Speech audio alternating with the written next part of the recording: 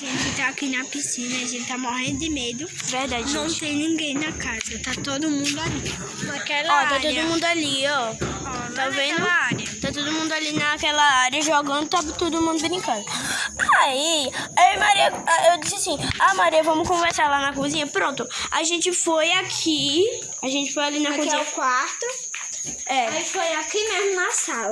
Foi aqui na sala, ó como é grande essa sala. Porque eu não tô na minha casa. Né, Maria? Aí a gente ouviu o barulho daquela porta ali, gente. Ó, o barulho daquela porta. Gente, eu tô com muito medo. Quer segurar?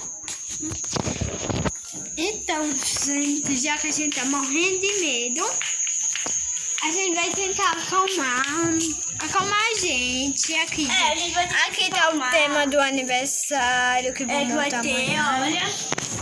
E, gente, a gente tá Gente, até agora sem acreditar. a gente saiu vai- correndo na hora. Gente, se vocês querem que eu e Sassá pule na piscina amanhã, deixe o like no vídeo. Vamos ver a piscina. Ó, gente, a piscina é muito grande. Muito. E muito funda. Só que eu e ela sabem nadar. E, gente, amanhã a gente vai limpar essa imundícia que está aqui, porque, ó, Ó que grande. lá no fundo tá cheio de areia. Nossa, Olha. muito boa. Que vontade de dar um pulo.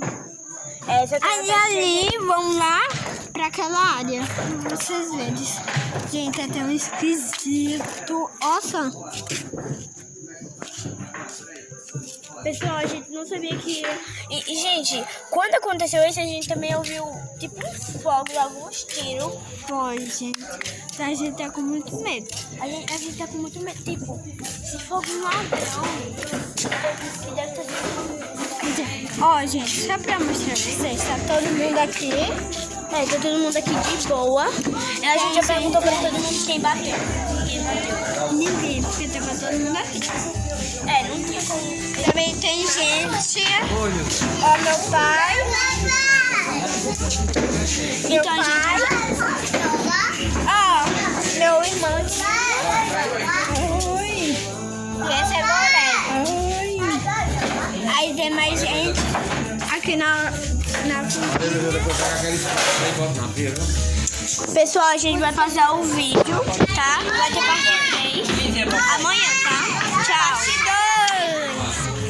Beijo. Tá. Tchau.